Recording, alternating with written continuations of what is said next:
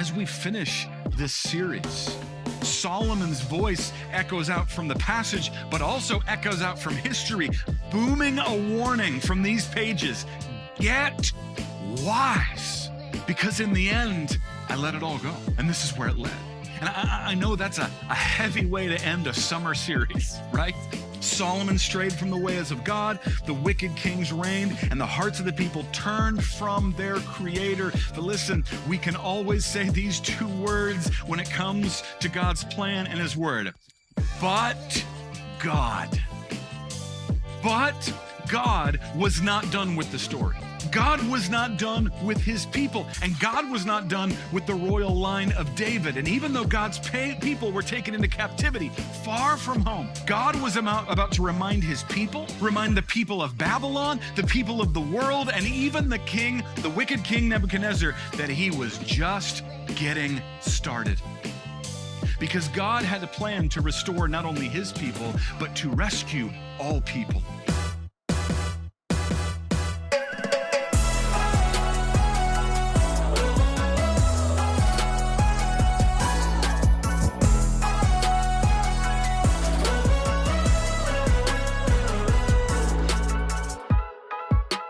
Today, we come to the conclusion now of the first section of the book of Proverbs. Chapters 1 through 9 have been in a series of important talks from a father to his son about the importance of wisdom, all designed with the same theme, to teach him and to teach us to get wise. And in these chapters, we've seen a lot of contrasts. We've looked at the differences between the paths of wisdom and the paths of folly. We've contrasted wisdom with the immoral woman or the evil man, and we've compared what wisdom sounds like to the voice of folly. And as we get to chapter 9 today, we get a final contrast, and as we read it, we're also going to take with us some things that we need to remember as we move on from this series. But we're also going to turn forward the pages of history today, and we're going to find out what happened next to the wisest man who ever lived and his kingdom. So today, guys, we're covering a lot. We're doing a lot of Proverbs. We're doing a lot of just the Bible, and we're covering a lot of history. So nerds in the house, today is your day. Get ready with your pen. For the rest of you, I will try to make it relatively painless. The title of today's message is A Tale of Three Houses. A Tale of Three Houses. So go ahead and turn to Proverbs chapter 9. And if you have a bookmark handy, or like an extra pencil or something, you can put that in 1 Kings chapter 3, because we'll be turning there later. So let's just begin. We got a lot to cover today. Proverbs 9, verse 1. Wisdom has built her house. She has hewn out her 7 pillars. She has slaughtered her meat. She has mixed her wine. She has also furnished her table. She has sent out her maidens. She cries out from the highest place of the city, whoever is simple, let him turn in here. As for him who lacks understanding, she says to him, come, eat of my bread and drink of the wine I have mixed. Forsake foolishness and live, and go in the way of understanding.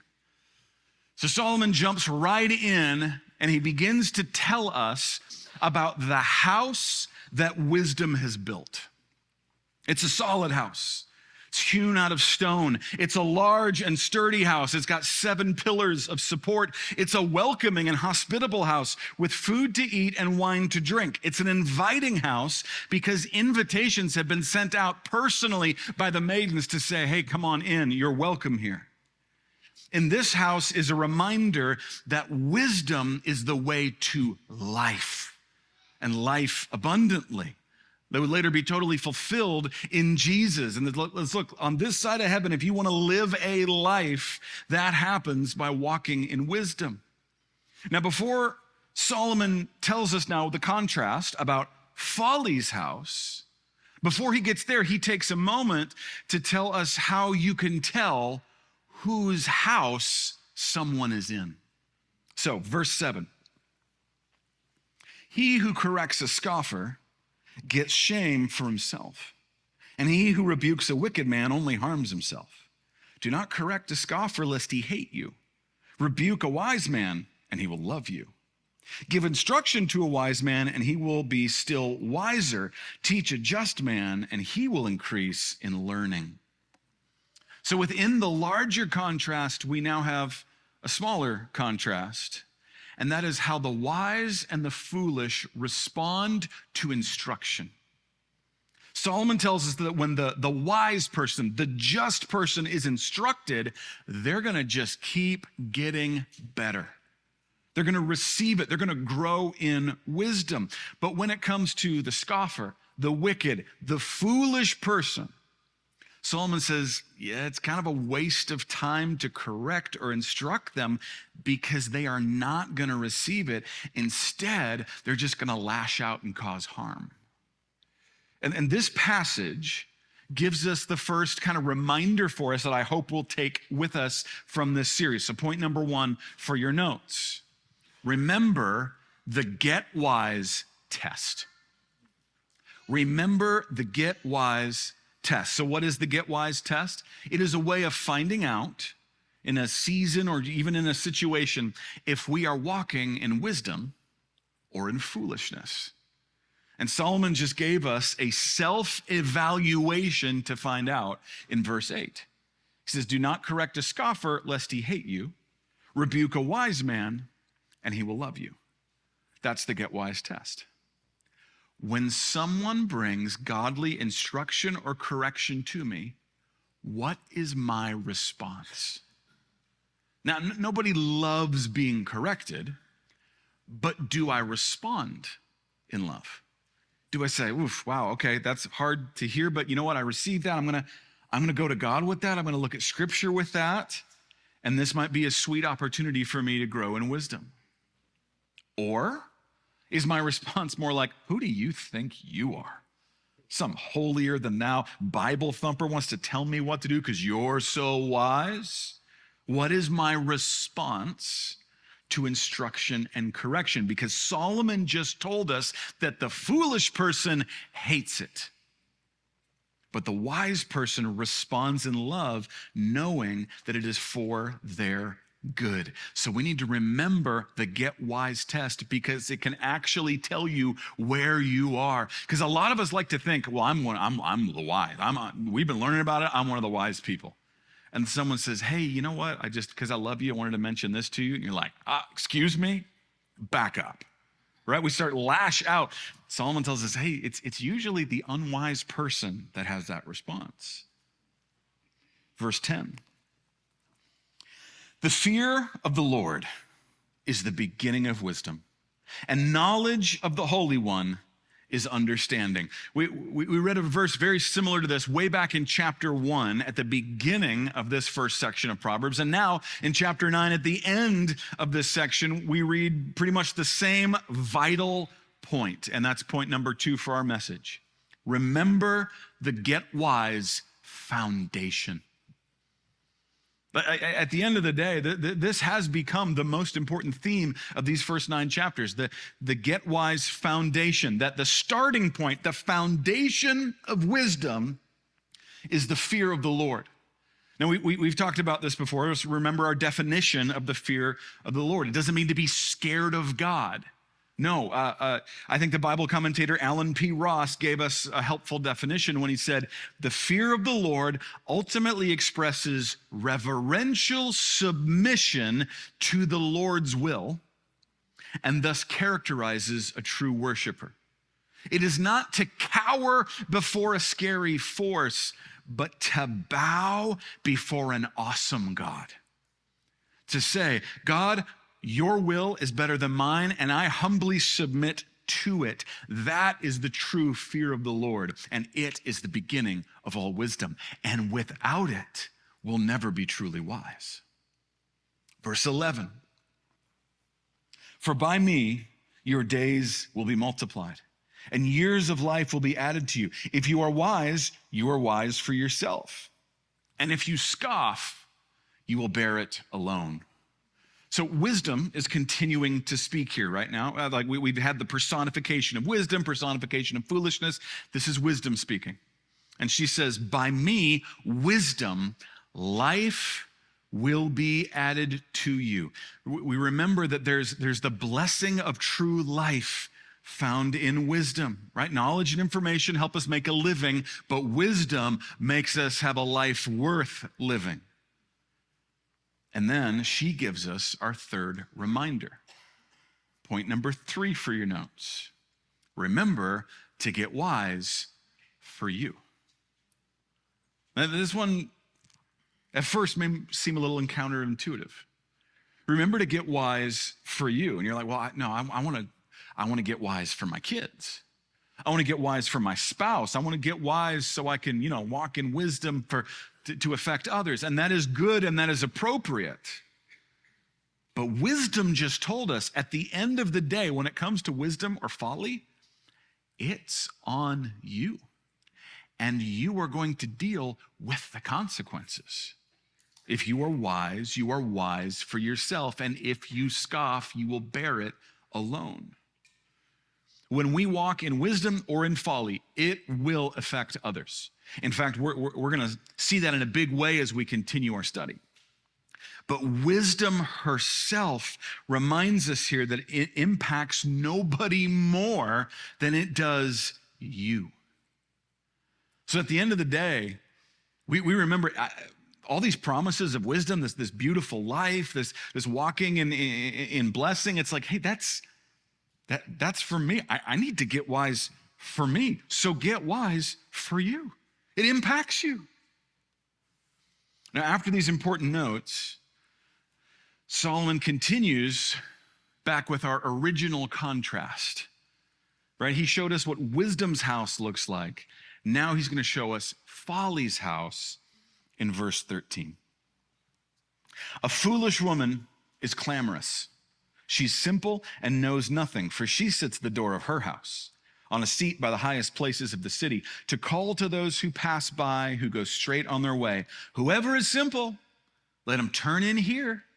And as for him who lacks understanding, she says to him, stolen water is sweet, and bread eaten in secret is pleasant. But he does not know that the dead are there, that her guests are in the depths of hell. So right off the bat, Solomon gives us an important note on how to identify foolishness from wisdom. And he says foolishness is clamorous. And that's a cool word, not one we use a lot today. But it's the idea of being loud but empty. You know anybody like that? Wanting all the attention, but not actually having anything to say. If you're a cowboy, we'd say, all hat, no cattle. Or how about this? All volume and no value. We live in a very clamorous society. We live in a society that just shouts louder without really having much of substance to say. And listen, I feel like I've been harping on this in the series here on Get Wise, but it has just been so heavy on my heart, even for myself and for all of us. Listen, social media is literally built to be clamorous. When people are saying like, I need a reaction on something. I'm bothered by something, so I have to say something. I need to make a noise. Instead of taking it to God, instead of taking it to my community, instead of just laying it before the Lord, I need to get it out there. What do? We run to social media and we say, hey, clamor, clamor, clamor. I don't have much to say, but man, I'm going to shout it. And then what happens? Comment, like, dislike, unfriend. You know, that's what we're all doing. And that's what everyone else is doing.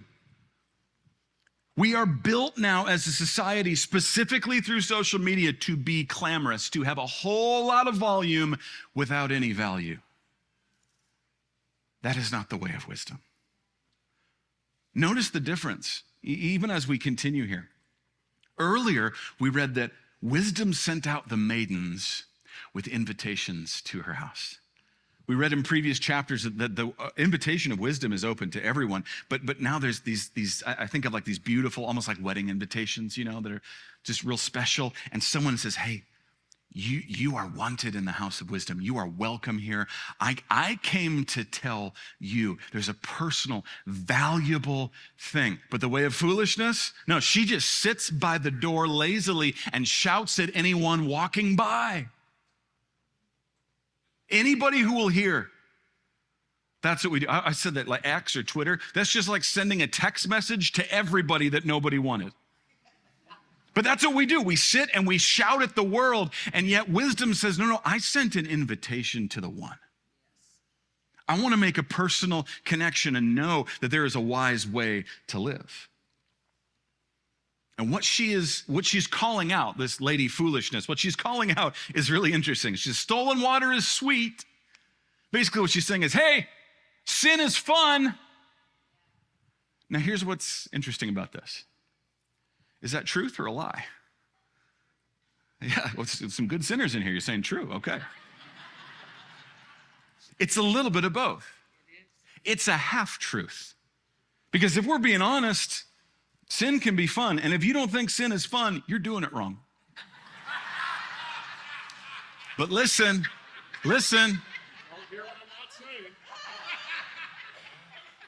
This is the key, and this is why it's a half-truth. Sin never, ever stays fun. Never. It is an empty promise that brings destruction. So this all leads us to point number 4. Remember to get wise or else. Get wise or else. See, the foolish lady here doesn't want us to remember this. She doesn't want to let us know where the paths lead. That's why Solomon tells us in verse 18, but he does not know that the dead are there, that her guests are in the depths of hell.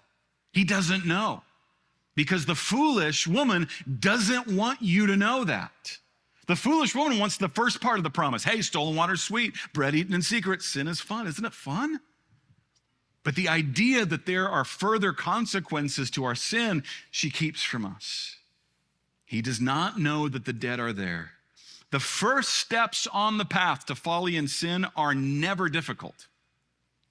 But beyond her door, it says these steps lead down to a horror movie that you don't want to be a part of.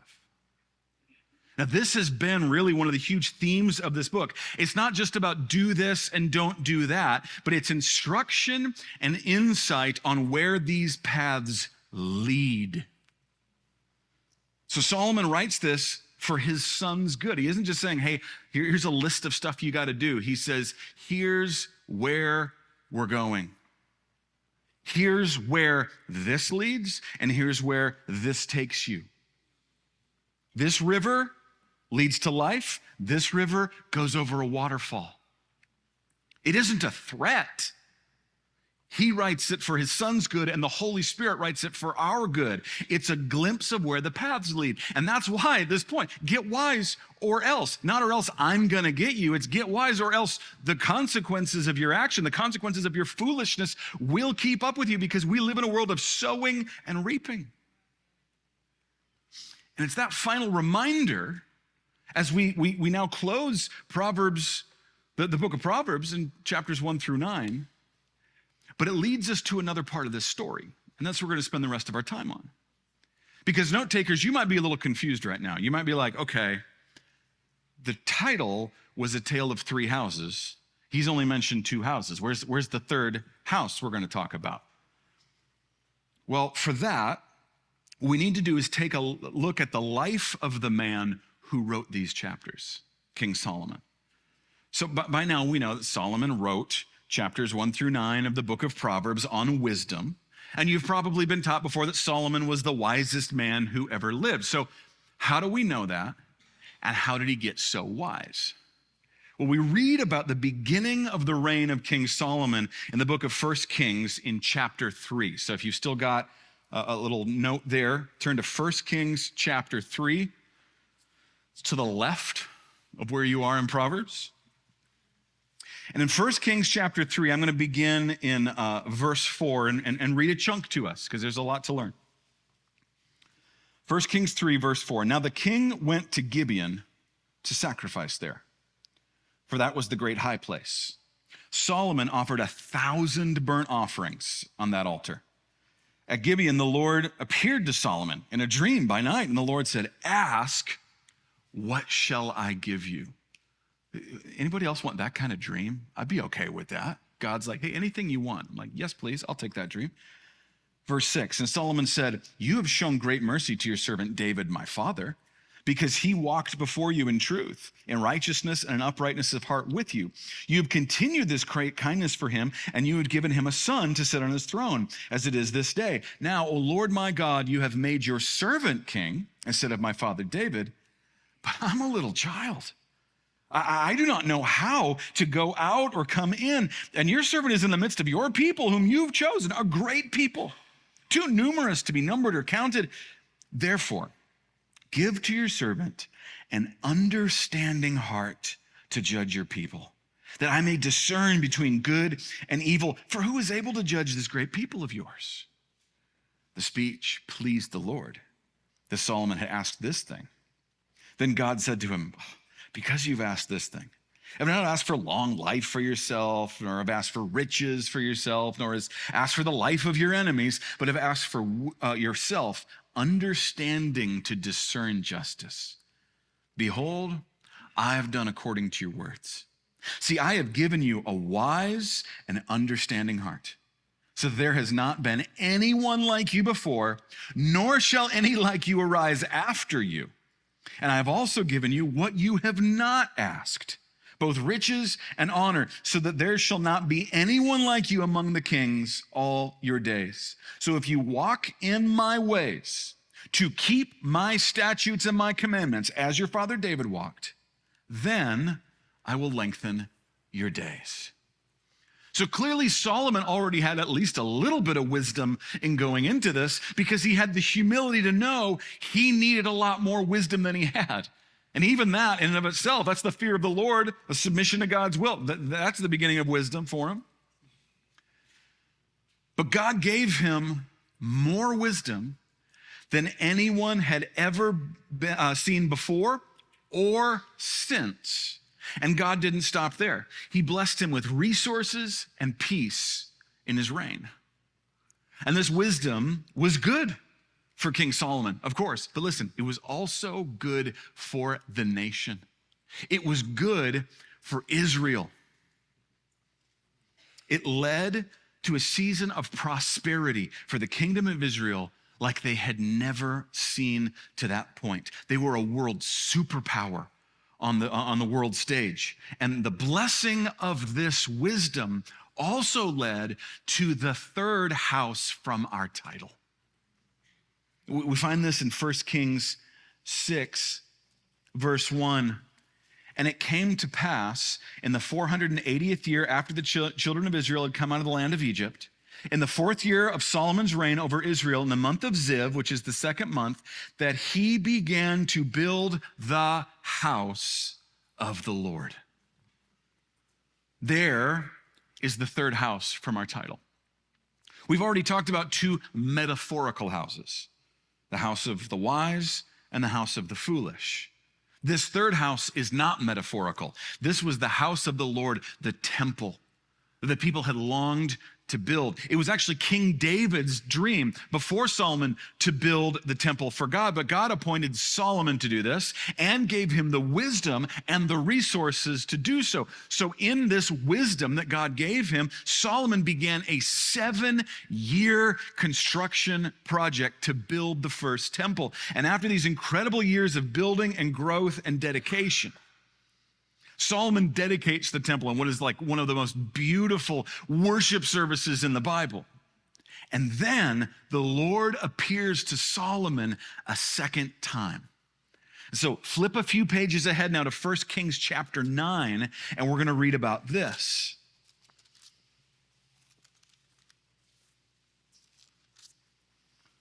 So 1 Kings chapter 9, and we'll begin right at verse 1. Here's what we read.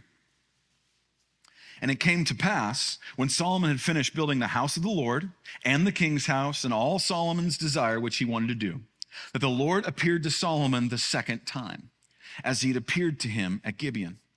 And the Lord said to him, I have heard your prayer and your supplication that you have made before me.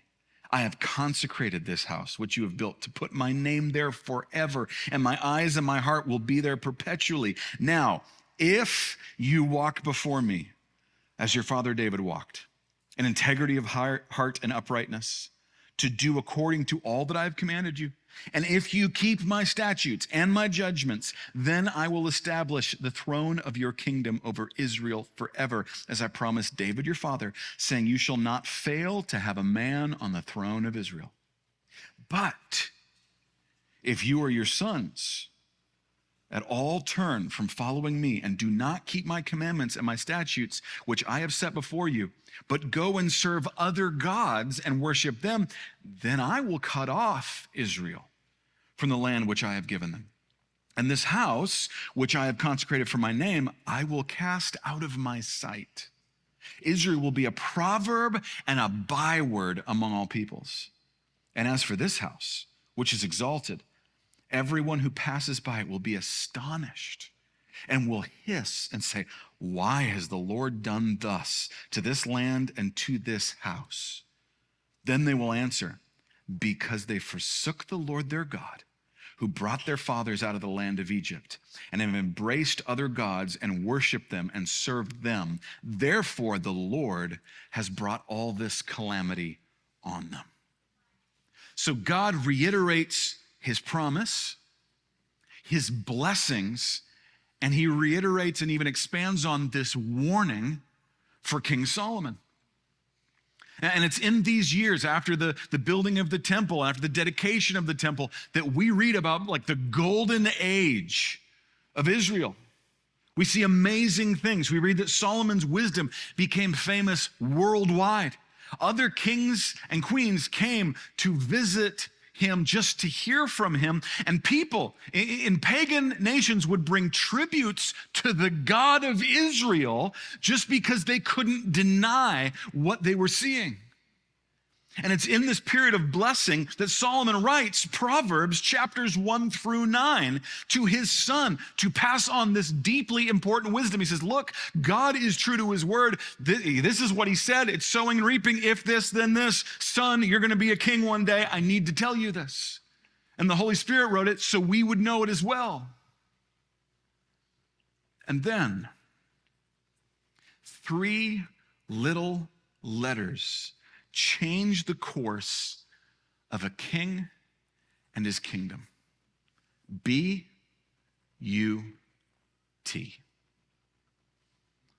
Turn ahead to 1 Kings chapter 11.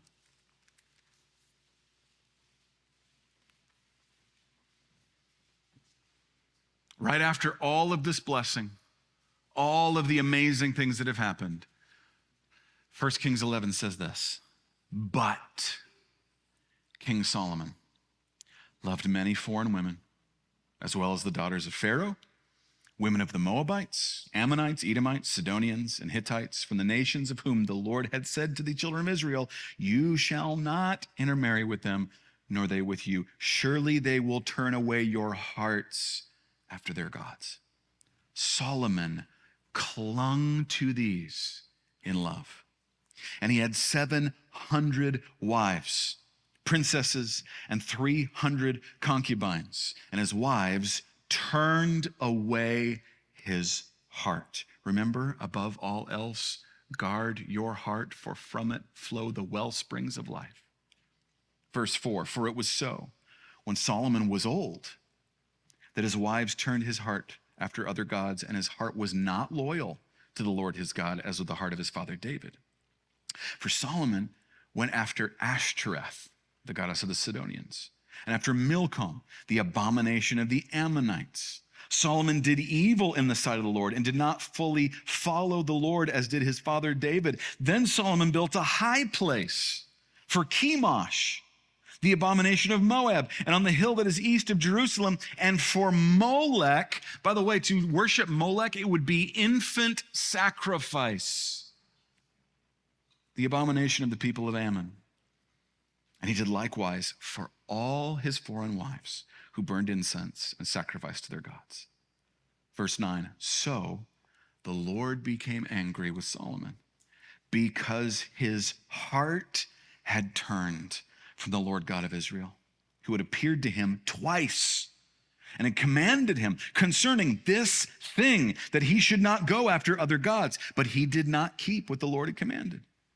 Therefore the Lord said to Solomon, because you have done this and have not kept my covenant and my statutes, which I have commanded you, I will surely tear the kingdom away from you and give it to your servant. Nevertheless, I will not do it in your days for the sake of your father David. I will tear it out of the hand of your son. However, I will not tear away the whole kingdom. I will give one tribe to your son for the sake of my servant David and for the sake of Jerusalem, which I have chosen. Later in life, Solomon, we could say, suddenly finds himself worshiping other gods, false gods.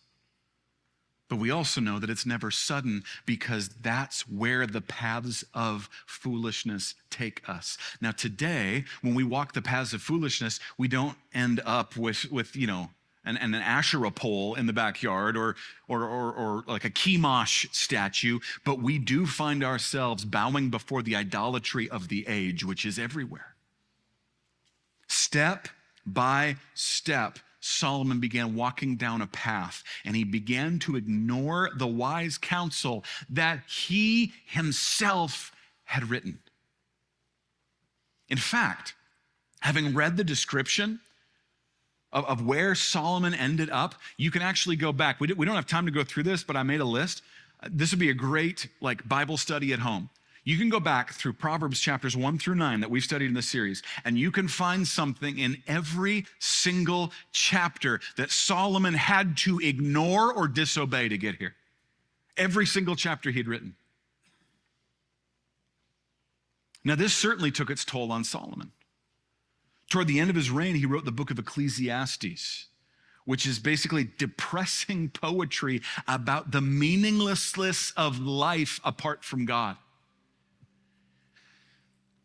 Because we're get wise for you, right? And Solomon's life was a shambles towards the end.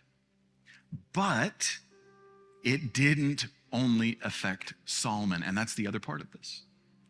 His choosing foolishness over wisdom was the first domino to fall. But they continued to fall through Solomon's life and beyond. Because after Solomon, his son Rehoboam reigned. This was the son that he wrote chapters 1 through 9 to. The son that he had been encouraging to get wise. But like so many parents who live a lifestyle of do as I say, not as I do, Solomon had modeled unwise living for him, and Rehoboam acted foolishly. See, Solomon's great building projects had put a great burden on the people. As the nation expanded, it was amazing, but the taxes were pretty oppressive to do all the things. And so when Rehoboam became king, the people said, hey, can you lighten the load? Everything's been built. We're living in prosperity. Now's the time to lower taxes. It's a lot on us. But Rehoboam wasn't reigning in wisdom, and he refused. And when he did, God began to make good on his promise to tear the kingdom. Because God said, Solomon, I'm going to tear this kingdom from you. But even as an act of mercy, not even for your sake, but for the sake of your father David, a man after my own heart, I'm going to wait a generation.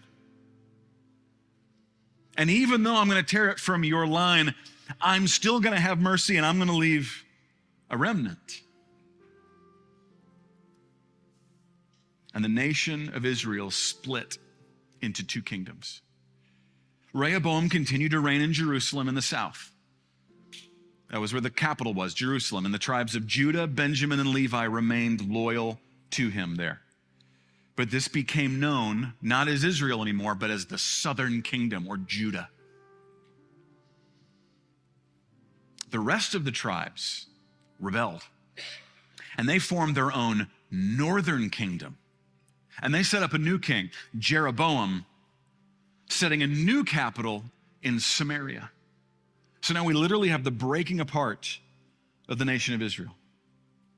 And what about that third house from our title? What about the temple? Well, In the northern kingdom, Jeroboam didn't want his people to go down to Jerusalem to worship. That's a different nation now. I don't want to lose control, because if you control where God is worshiped, you can use that to control the people. So instead, he chose two places up in the northern kingdom, Bethel and Dan.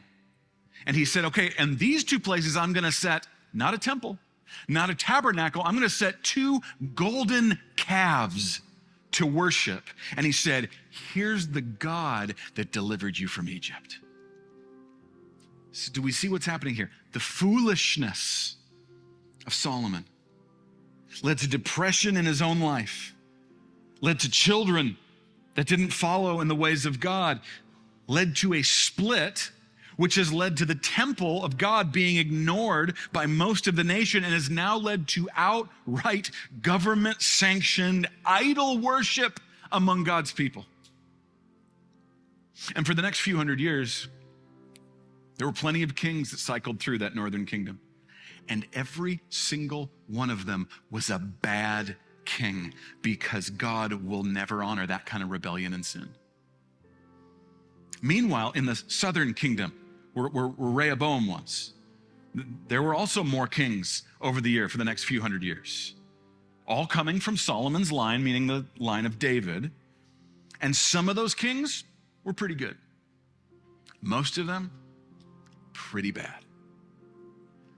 Generations pass, hundreds of years pass, and the dominoes continue to fall. Eventually, the southern kingdom is led by a man named Jehoiakim. This is hundreds of years later now. And over the past few hundred years, the climate of the world politically has changed as well. Superpowers have risen and fall. And now several hundred years later, as Jehoiakim is reigning, the most powerful nation on the scene that's kind of up and coming is now Babylon, led by King Nebuchadnezzar II. And after Babylon defeats Egypt, which is the former superpower, with a crushing blow, King Jehoiakim is like, okay, we're going to be political about this. We're going to do the best thing we can do is buddy up to and pledge allegiance to Nebuchadnezzar. But later, Jehoiakim's like, okay, I did that and we're safe, but Nebuchadnezzar's so busy fighting all these other battles. He's busy taking over the world. He won't notice if we rebel.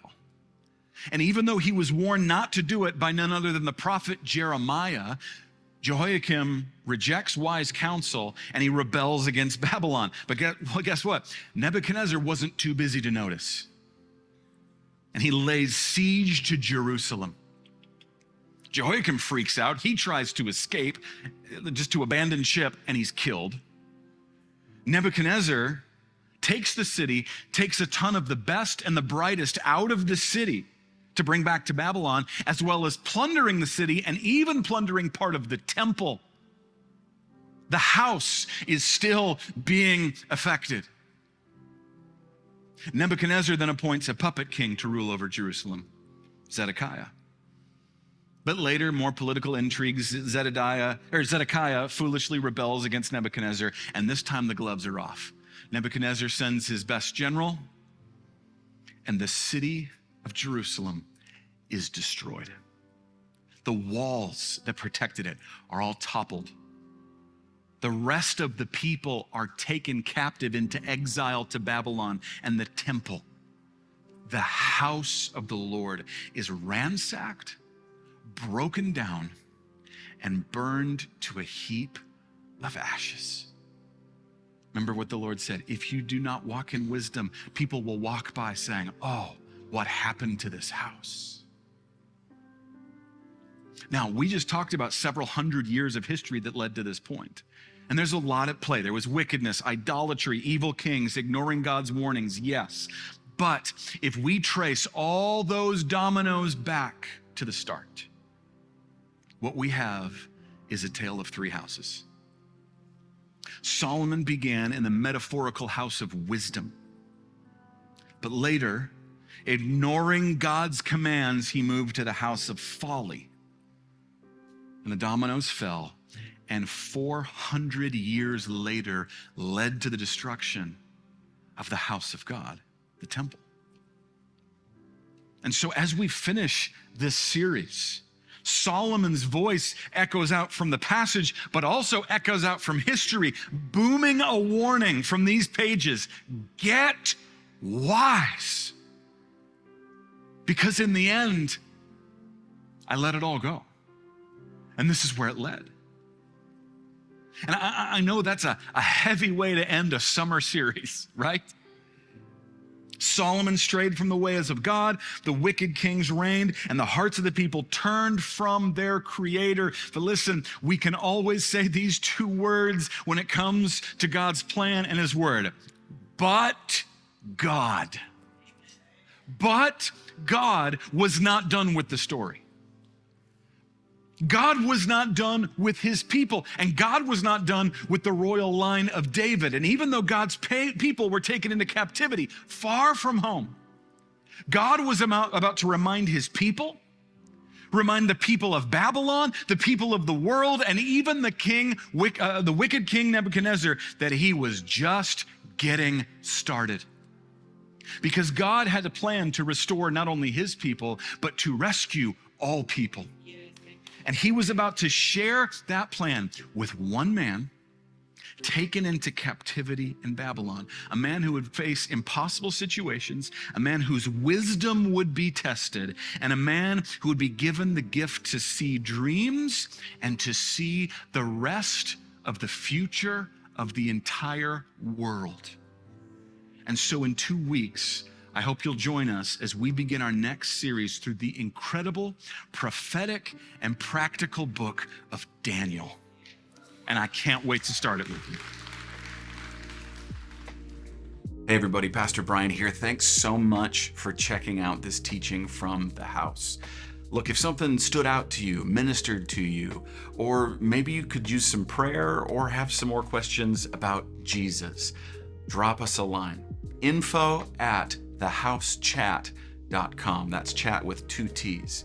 Now, if you want to support the ministry God is doing here at the house, or just get a whole bunch more information on who we are as a church, you can head to thehousechat.com.